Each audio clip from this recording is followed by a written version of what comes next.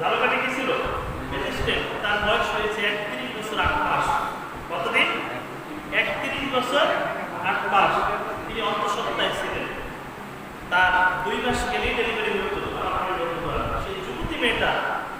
এই আল্লাহর গজবে পড়ে করোনা একটা ধ্বংস হয়ে গেছে। করোনা আমাদের জন্য এটা কি গজব? করোনা কি আমাদের জন্য রহমত? করোনা আমাদের জন্য রহমত? গোটা পৃথিবীর মানুষের জন্য এটা গজব। গোটা পৃথিবীর মানুষের জন্য এটা কি গজব। সুতরাং এই করোনা আল্লাহ রাব্বুল আলামিন শুধু খারাপ মানুষদেরকে দেবেন এমনটাও নয়, ভালো মানুষদেরকেও দিতে পারে। হয়তো আমাদের এরকম একটা প্রেসিডেন্সির ধারণা ছিল যে চীনে এটা যেটা শুরু হয়েছে, চীনের মানুষ মারা যাবে বা যারা খুব খারাপ কাজ করেছে তারাই মারা যাবে। যখন ঝড় আসে তখন কোনো আল্লাহ নবীকেও ঝড় ছাড় দেয় না, ঠিক কিনা? যখন বিপদ আসে তখন সেখানে যদি আল্লাহ নবী কেন অন্য কিছু থাকে তাদেরকেও ছাড় দেওয়া হয় না, ঠিক কিনা? সুতরাং এজন্যই আমাদেরকে ব্যবহার করে ঠিক করতে হবে, ভালো ভাষায় কথা বলতে হবে এবং মানুষের সাথে সুন্দর ব্যবহার আচরণ করে মানুষের মন জয় করতে হবে, যেন আমি মারা যাওয়ার পরে কেউ না বলতে পারে যে অমুক লোকটার ব্যবহার খারাপ ছিল, অমুক লোকটা খারাপ ছিল, তার এই চরিত্র খারাপ ছিল, এরকম সে বলতো। এই লোকটা না বলে, বরং সে এটা করা উচিত যে আমাদের ব্যবহারের কারণে আমরা যখন দুনিয়া থেকে চলে যাব তখন মানুষ চোখের পানি ছেড়বে, চোখের পানি ছেড়ে কান্না করবে এবং আল্লাহর কাছে ফরিয়াদ করবে, আল্লাহ অটোমেটিক দোয়া করবে যে আল্লাহ আপনি তাকে জান্নাতবাসী করুন। এরকম লোক আমাদের সমাজে আছে না নাই? আমরাও তাদেরকে পাওয়ার চেষ্টা করি। আমার প্রিয় বন্ধুরা, সুতরাং আমরা যে বিষয়ে আলোচনা করতে যাচ্ছি, আল্লাহ রাব্বুল আলামিন যারা ভালো কাজ করবে দুনিয়ার ময়দানে, মুনাফিকি করবে না, যারা আল্লাহর দ্বীনের পক্ষে কাজ করবে, ইকামত দ্বীনের পক্ষে কাজ করবে, তাদের জন্য আল্লাহ রাব্বুল আলামিন কি জানিয়ে দিয়েছেন জানার দরকার আছে না নাই? আছে। আমার প্রিয় বন্ধুগণ, আমার নবী বিখ্যাত সাহাবী সাইয়েদনা খুবাইব রাদিয়াল্লাহু তাআলা আনহুকে একবার হযরত ওমর রাদিয়াল্লাহু তাআলা আনহু দেখে বললেন, খুবাইব, ও আমার বন্ধু খুবাইব, আমার সতীর্থ, আমি তোমার মতো এত চিকন আর এত কালো মানুষ এবং তোমার কোমরটা এত পরিমাণে চিকন এবং তোমার পিঠের ভিতরে এমন পরিমাণে কোয়া কোয়া দাগ রয়েছে, এমন মানুষ আমি জিন্দেগির ভিতরে আর কোনোদিন দেখি নাই। জিন্দেগির ভিতরে আর কোনোদিন করি না, দেখি নাই। ওমর রাদিয়াল্লাহু তাআলা মিসকি মিসকি হাসছেন আর তাকে বলছেন। অর্থাৎ সতীর্থদের সাথে একটা আনন্দের ঘোড়া আছে না নাই? এই আনন্দ মুহূর্তে তিনি হযরত ওমর রাদিয়াল্লাহু তাআলা হযরত খুবাইব রাদিয়াল্লাহু তাআলা বলছেন, বন্ধু, তোমার কোমরটা এত চিকন আর তোমার পিঠের ভিতরে এত বড় বড় বড় কোয়া দাগ, মানে তোমার পিঠের ভিতরে এত বড় বড় গর্ত, তার মানে তোমার মতো এরকম চিকন মানুষ, কোমর চিকন মানুষ, এরপরে পিঠে খোয়া খোয়া এরকম মানুষ, কালো মানুষ, এত এরকম মানুষ আমি আর কখনো দেখি। হযরত খুবাইব রাদিয়াল্লাহু তাআলা বলছেন, বন্ধু, আপনার কি মনে নাই, আপনার কি স্মরণ নাই সেই সময়ের কথা যখন আমি কিনে ইসলাম গ্রহণ করার জন্য ইচ্ছা পোষণ করলাম, কাফেররা আমাকে ঘিরে ফেলল। কাফেররা যখন জানতে পারলো আমি ইসলাম গ্রহণ করতে চাই, কাফেররা আমাকে ঘিরে ফেলল। ঘিরে ফেলার পরে আমি খুবাইবকে বলা হলো, খুবাইব, তুমি ইসলাম ছেড়ে দাও, তোমাকে ধন সম্পদ দেওয়া হবে, টাকা পয়সা দেওয়া হবে। আমি খুবাইব বললাম, জীবন চলে গেল, টাকা পয়সা তো দূরের কথা, সম্পদ, নারী, বাড়ি, গাড়ি তো দূরের কথা, কোনো কিছুর জন্য আমি পরোয়া করি না। আমি পরোয়া করি এতটুকুই যে আল্লাহ রাব্বুল আলামিন আমার প্রতি খুশি থাকবেন এবং কিয়ামতের দিন আল্লাহ রাব্বুল আলামিন আমাকে সালাম দিবেন। সুবহানাল্লাহ, এর থেকে বড় চাওয়া তো আমার কাছে আর কিছু হতে পারে? আমার প্রিয় বন্ধুগণ, হযরত খুবাইব রাদিয়াল্লাহু তাআলা তাকে যখন এইভাবে অফার দেওয়া হচ্ছে, একটার পরে একটা অফার দেওয়া হচ্ছে, হযরত খুবাইব রাদিয়াল্লাহু তাআলা বললেন, না, আমি কোনো অবস্থায় ইসলাম থেকে সরে যাব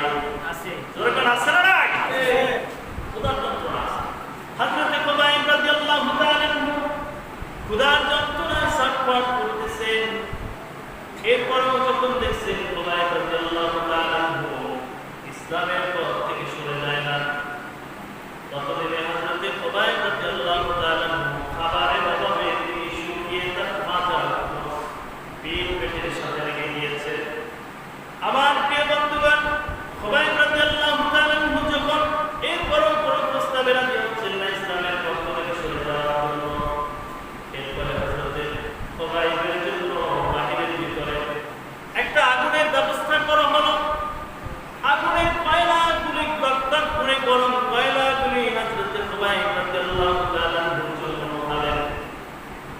একটা জায়গার ভিতরে আসলেন, ওই জায়গাটার নাম বলা হয় শুল। ওই জায়গাটার নাম বলা হয় কি? শুল। মাসে বলা না শুলে চড়ানো, শুলে চড়ানো একটা কথা আছে না নাই? আমার প্রিয় বন্ধুগণ, হযরত খুবাইব রাদিয়াল্লাহু তাআলা ওই জায়গাটার ভিতরে তোলা হলো। তোলার পরে হযরত খুবাইব রাদিয়াল্লাহু তাআলা জিন করা অবস্থায় ওই আগুনের কয়লার উপরে শুয়ে দেওয়া হলো। আমার প্রিয় বন্ধুগণ, হযরত খুবাইব রাদিয়াল্লাহু তাআলা তার কোন হিস্ট্রি যখন বলছেন, চোখের পানিতে হযরত ওমর রাদিয়াল্লাহু তাআলা দরিয়া হয়ে গিয়েছে। ততক্ষণে আমার বন্ধুগণ, হযরত খুবাইব রাদিয়াল্লাহু তাআলা বলছেন, যখন আমাকে স্মরণ হলো, শুধু স্মরণ হতেই ক্ষান্ত হয় নাই, বরঞ্চ তারা আমার বুকের উপরে পাথর চাপা দিয়ে রেখেছে, আমার পেটের উপরে পাথর চাপা দিয়ে রেখেছে। ওই চাপার কারণে পিঠের নিচে যে কয়লাগুলি ছিল, ওই কয়লাগুলি পুড়ে পুড়ে বস্তু এবং পানিগুলি পুড়ে পুড়ে আমার পিঠের ভিতরে এরকম ক্ষত বিক্ষত হয়ে গিয়েছে। আল্লাহু আকবার। আমার প্রিয় বন্ধুগণ, যখন খুবাইব রাদিয়াল্লাহু তাআলা এরকম ঘটনা বর্ণনা করলেন, হযরত ওমর রাদিয়াল্লাহু তাআলা চোখের পানিতে দরিয়া হয়ে গেল, কান্নায় ভাসিয়ে দিলেন। আমার প্রিয় বন্ধুগণ, কিছুদিন না যেতেই হযরত খুবাইব রাদিয়াল্লাহু তাআলা আল্লাহর নবী 10 জন সাহাবীকে একটা জায়গায় গোয়েন্দার জন্য পাঠালেন। 10টা লোককে আল্লাহর নবী একটা গোয়েন্দা কাজের জন্য পাঠালেন। আমার প্রিয় বন্ধুগণ, সেই 10টা লোকের ভিতরে হযরত খুবাইব রাদিয়াল্লাহু তাআলা আল্লাহর নবী নেতা হিসেবে নির্বাচন করলেন। আমার প্রিয় বন্ধুগণ, সেদিনা থেকে হযরত ইবনে সালামা রাদিয়াল্লাহু ইবনে সাবিত রাদিয়াল্লাহু তাআলা ওই ঘটনা, ওই জায়গার জন্য তিনি আল্লাহর নবী প্রতিনিধিত্ব করার জন্য নেতা বানাইলেন। আর ওই দলের ভিতরে হযরত খুবাইব রাদিয়াল্লাহু তাআলা ছিলেন। আমার প্রিয় বন্ধুগণ, যখন তারা গোয়েন্দার কাজের জন্য যাচ্ছিলেন, অবস্থায় হযরত খুবাইব রাদিয়াল্লাহু তাআলা সহ যখন তারা সবাই মিলে যখন গোয়েন্দার কাজের জন্য রওনা করেন, কতদূর যেতে না যেতে যাদের উদ্দেশ্যে গোয়েন্দার জন্য যাচ্ছিলেন সেই এলাকার মানুষগুলি টের পেয়ে যায়। আমার প্রিয় বন্ধুগণ, মদিনার সাহাবীরা একটা গাছের নিচে বসে যখন খেজুর খাচ্ছিলেন, ওই খেজুরের পর থেকে খেজুর খাচ্ছিলেন। ওই খেজুর খাওয়ার কারণে খেজুরের আটি থেকে তারা লাঞ্ছিত হয়েছে। মদিনার থেকে আমাদের জন্য গোয়েন্দা আসছে। এরা ওই আটিগুলি দেখে সাহাবায়ে কেরাম রাদিয়াল্লাহু তাআলা তারা যখন মরুভূমির ভিতর থেকে হেঁটে গিয়েছে, পায়ের ছাপ আছে না ভাই? পায়ের ছাপ ছিল কিনা? সকলে কথা বলবেন, পায়ের ছাপ ছিল কিনা? ছিল। আমার প্রিয় বন্ধুরা, পায়ের ছাপটা দেখে দেখে তারা অনুসরণ করলো যে তারা কোথায় গিয়েছে। আমার প্রিয় বন্ধুগণ, কত দূর গিয়ে 10 জন সাহাবীকে ঘিরে ফেলা হলো। 10 জন সাহাবী তারা জায়গা না পেয়ে তারা দৌড়ে পাহাড়ের চূড়ার উপরে উঠে গেলেন। পাহাড়ের চূড়ার উপরে ওঠার পরে সেখান থেকে যখন কাফেররা তাদেরকে বলছে, তোমরা নিচে নেমে আসো, তোমাদেরকে কিছু বলা হবে না, তোমাদেরকে কিছু বলা হবে না, কত না হত্যা করবো না, তোমাদেরকে সুস্থভাবে ছেড়ে দেবে, সুস্থভাবে ছেড়ে দেবে। আমার প্রিয় বন্ধুগণ, সাহাবীরা এই কথা বিশ্বাস করলো না, কারণ কাফেরের কথা মুসলমান কখনো বিশ্বাস করতে পারে না, ঠিক কিনা? কাফের মুনাফিকের কথা মুসলমান কখনো বিশ্বাস করতে পারে না। আমার প্রিয় বন্ধুগণ, তারা যখন নামছিলেন না, তারা বলছেন, আমরা যার কাজের জন্য এসেছি তিনি আমাদেরকে হেফাজত করবেন। একজন সকল প্রাণীদেরকে হেফাজত করার দায়িত্ব নিয়েছেন, তিনি কে? আরেকটু জোরে কন্যা, তিনি কে? আমার প্রিয় বন্ধুগণ, এই কথা যখন বললেন, সাহাবীদের উপরে অজস্র তীর নিক্ষেপ করা শুরু হলো। অজস্র তীর নিক্ষেপ করার কারণে 7 জন সাহাবী সেখানে শাহাদাত বরণ করে, আর 3 জন ওইখান থেকে নেমে আসেন। তার ভিতরে হযরত খুবাইব রাদিয়াল্লাহু তাআলা ছিলেন।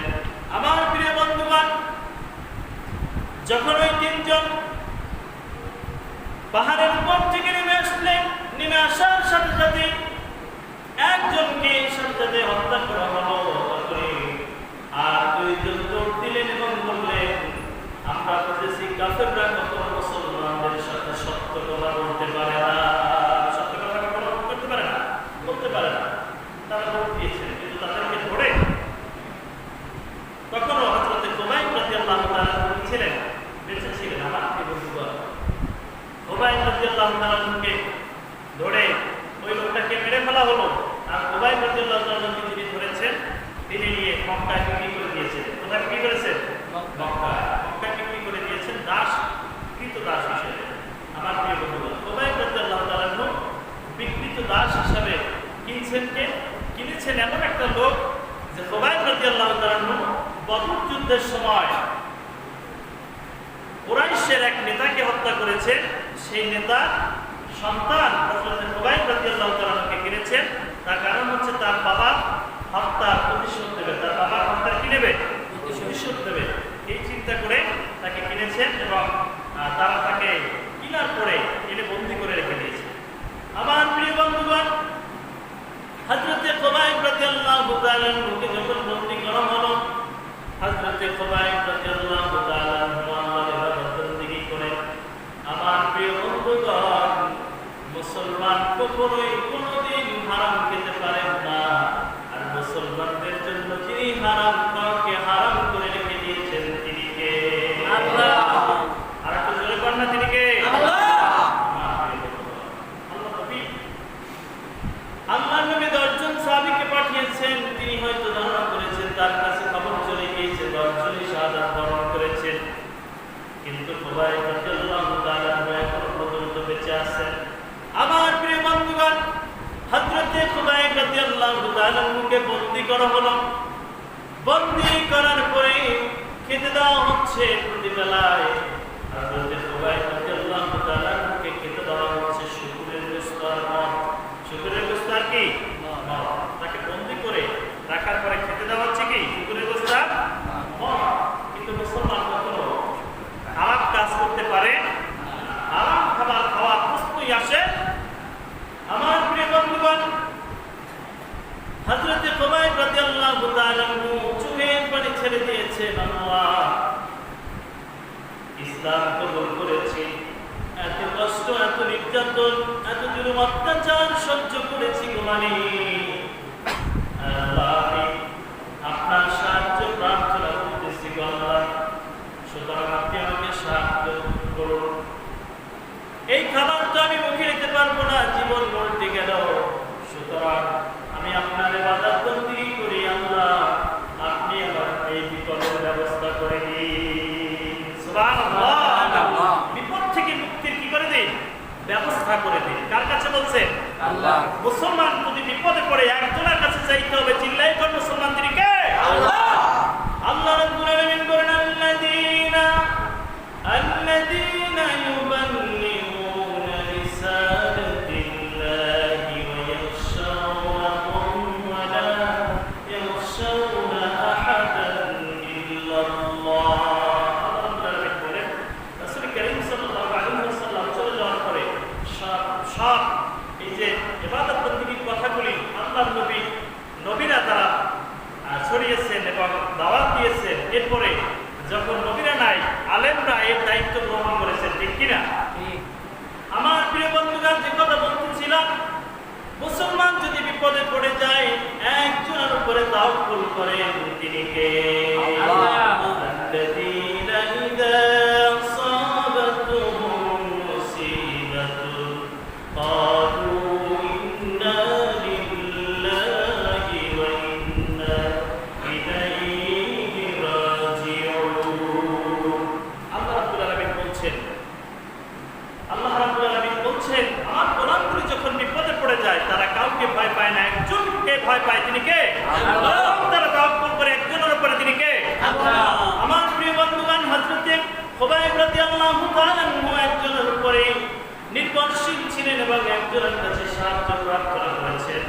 সে আল্লাহ রাব্বুল আলামিন খুবাইব রাদিয়াল্লাহু তাআলা ওই খাবারগুলি না খেয়ে 2 দিন যাবত না খেয়ে আছেন। কয়দিন?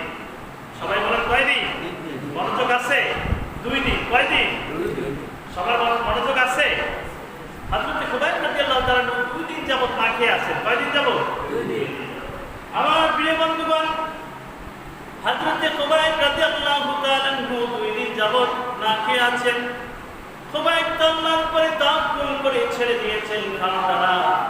আমার প্রিয় বন্ধুগণ, ওই শুকরের গোশত এবং মদ পাশে রয়ে গিয়েছে। হযরতে খুবাইব রাদিয়াল্লাহু তাআলা আনহু বন্দী জেলখানার ভিতরে তিনি অসংখ্য অসংখ্য ফলের ব্যবস্থা করে দিলেন। তিনি কে? আল্লাহ রাব্বুল আলামিন হযরতে খুবাইব রাদিয়াল্লাহু তাআলা আনহু বাসনা আল্লাহর উম্মত আল্লাহ রাব্বুল আলামিনের এই গোলামের জন্য আল্লাহ রাব্বুল আলামিন এত বেশি মায়া করলেন, এত বেশি মায়া করলেন। বর্ণনায় আসছে যে সময় হযরতে খুবাইব রাদিয়াল্লাহু তাআলা আনহুকে ফল দেওয়া হলো, মদিনার কোন স্থানের ভিতরে কোন ফল নাই, মক্কার কোন স্থানের ভিতরে ফল পাওয়া যায় না, ফলের দুর্ভিক্ষ লেগে গিয়েছে, ফল নাই কোথাও, ফলের খুব সংকট। এমন অবস্থায় বন্দী করা হয়েছে যাকে, তিনি বন্দিশালায় বসে কি খাচ্ছেন? ফল খাচ্ছেন।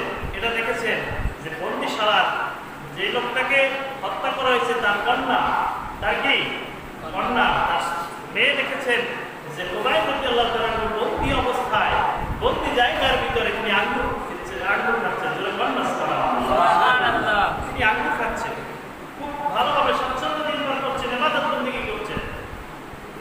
আমার প্রিয় বন্ধুগণ, পরে অবশ্যই মহিলা উম্মে সালমা তিনি মুসলমান হয়ে গিয়েছেন।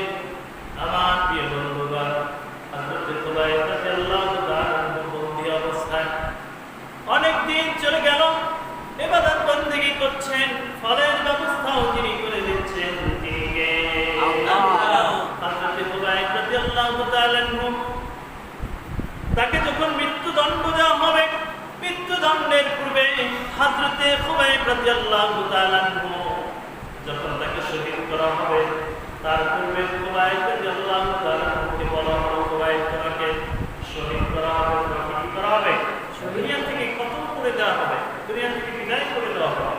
আমার প্রিয় বন্ধুগণ, হযরতে খুবাইব রাদিয়াল্লাহু তাআলা মিসকে একটা হাসি দিলেন আর বললেন, আমাকে এখনই আপনারা শহীদ করার জন্য নিয়ে যাবেন, সুতরাং আমি খুবাইবকে 2 রাকাত নামাজ পড়ার জন্য সুযোগ করে দিই। 2 রাকাত নামাজ পড়ার জন্য কি করে দিই? সুযোগ করে দিই।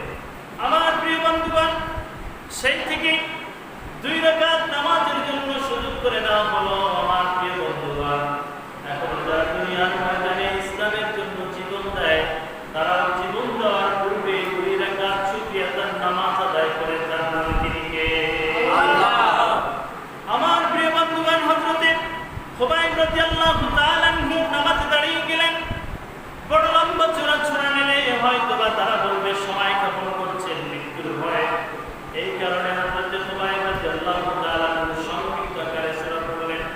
হযরতে খুবাইব রাদিয়াল্লাহু তাআলা সংক্ষেপে রুকু এবং সিজদা করলেন, তাড়াতাড়ি করে 2 রাকাত নামাজ শেষ করলেন এবং তিনি বললেন, আমি যদি খুব বেশি দেরি করতাম, খুব বেশি সময় নামাজের ভিতরে নিতাম, তাহলে হয়তো তোমরা ভাবতে যে আমি মৃত্যুর জন্য, আমি মৃত্যুর ভয়ে পালানোর জন্য সময় ক্ষেপণ করতেছি।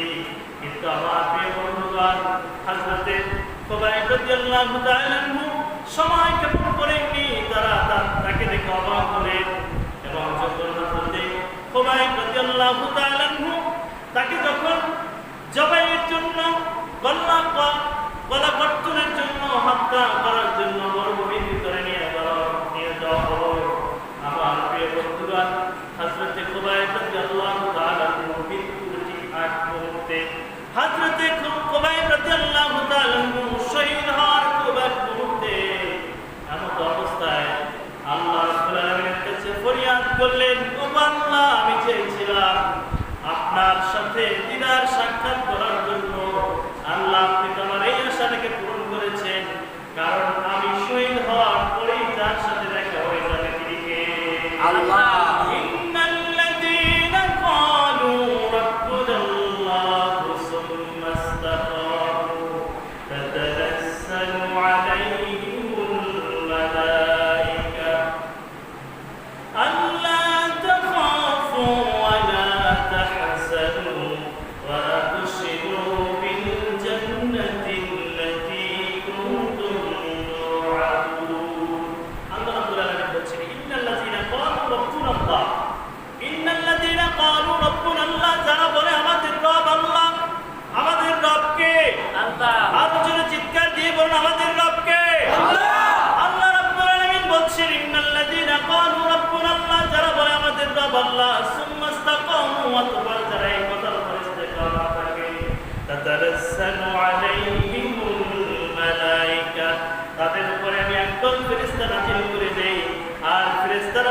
থাকে আল্লাহ তাখাফু ওয়া লা তাহজানু ওয়া আবশিরু বিল জান্নাতিল্লাতী কুনতুম তুআদুন। আল্লাহ রাব্বুল আলামিনের ফেরেশতারা বলতে থাকে তোমরা তোমাদেরকে আল্লাহ রাব্বুল আলামিন যে জান্নাতের সুসংবাদ দিয়েছেন, সুতরাং তোমরা দুনিয়া থেকে মৃত্যুবরণ করার সাথে সাথে তোমাদের জন্য তিনি জান্নাতের ব্যবস্থা করে রেখে দিয়েছেন। তিনি কে? আল্লাহ। আমার প্রিয় বন্ধুগণ, হযরত খুবাইব রাদিয়াল্লাহু তাআলা আনহু বললেন আমি তো জান্নাতে চলে যাব, আল্লাহর সাথে দিদার হয়ে যাবে। আমার এই আশাটা আল্লাহ পূরণ করলাম, কিন্তু আমার একটা আশা বাকি রয়ে গিয়েছে, একটা আশা বাকি রয়ে গিয়েছে। তখন হয়তো আল্লাহ বলেছেন তোমরা বলো আমি তোমার আশাটা পূরণ করে দেব। আমার প্রিয় বন্ধুগণ, খুবাইব রাদিয়াল্লাহু তাআলা আনহু বলছেন আমি আল্লাহর নবীর চেহারা মোবারককে চোখের সামনে দেখব, মৃত্যুবরণ করব এবং আল্লাহর নবীর চেহারাকে আমি চোখের সামনে দেখব এবং আল্লাহর নবীকে সালাম দিয়ে আমি দুনিয়া থেকে শহীদ হয়ে যেতে চাই। সুবহানাল্লাহ। আমার প্রিয় বন্ধুগণ, হযরত খুবাইব রাদিয়াল্লাহু তাআলা আনহু তিনি এত কঠিন অবস্থার ভিতরে, এত শক্ত অবস্থানে রয়েছেন, এত ইস্তেকামত রয়েছেন ইসলামের উপরে। আমার প্রিয় বন্ধুগণ, হযরত খুবাইব রাদিয়াল্লাহু তাআলা আনহুকে যখন একটু পরে শহীদ করা হবে, তার পূর্বে তিনি হযরত খুবাইব রাদিয়াল্লাহু তাআলা আনহু বলছেন আমি আল্লাহর নবীকে দেখে দেখে কালিমা পড়তেছি আশহাদু আল্লা ইলাহা ইল্লাল্লাহু ওয়াহদাহু লা শারীকা লাহু ওয়া আশহাদু আন্না মুহাম্মাদান আবদুহু ওয়া রাসূলুহু। আল্লাহর নবীর চেহারা তখন বাড়ছে। খুবাইব রাদিয়াল্লাহু তাআলা আনহু আল্লাহর নবীর চেহারা দেখে দেখে কালিমা পড়েছেন। জোরে বলেন সুবহানাল্লাহ। আমার প্রিয় বন্ধুগণ, হযরত খুবাইব রাদিয়াল্লাহু তাআলা আনহু আল্লাহর নবীর চেহারা দেখতে দেখতে কালিমা পড়লেন। আমার প্রিয় বন্ধুগণ, এবং আল্লাহর নবী যে স্থানে ছিলেন, খুবাইব রাদিয়াল্লাহু তাআলা আনহুকে যে স্থানে শহীদ করবেন, তার ভিতরে গ্যাপ ছিল, দূরত্ব ছিল 450 কিলোমিটার। কত কিলোমিটার? 450 কিলোমিটার। আমার প্রিয় বন্ধুগণ, হযরত খুবাইব রাদিয়াল্লাহু তাআলা আনহু সেখানে বসে আল্লাহর উপরে তাওয়াক্কুল রেখে আল্লাহর নবীকে সালাম দিলেন আসসালামু আলাইকুম ইয়া রাসূলুল্লাহ। আল্লাহর নবীর কানের ভিতরে তিনি সেকেন্ডের ভিতরে পৌঁছে দিয়েছেন। তিনি কে? আল্লাহ। আরেকটু জোরে বলেন তিনি কে? আল্লাহ। আল্লাহর নবী উত্তর করলেন ওয়া আলাইকুমুস সালাম ওয়া রাহমাতুল্লাহি ওয়া বারাকাতুহু ইয়া আসহাবি। আল্লাহর নবী সাহাবী সালামের উত্তর দিলেন। উত্তর দিতে এমন অবস্থার ভিতরে থেকে হযরত খুবাইব রাদিয়াল্লাহু তাআলা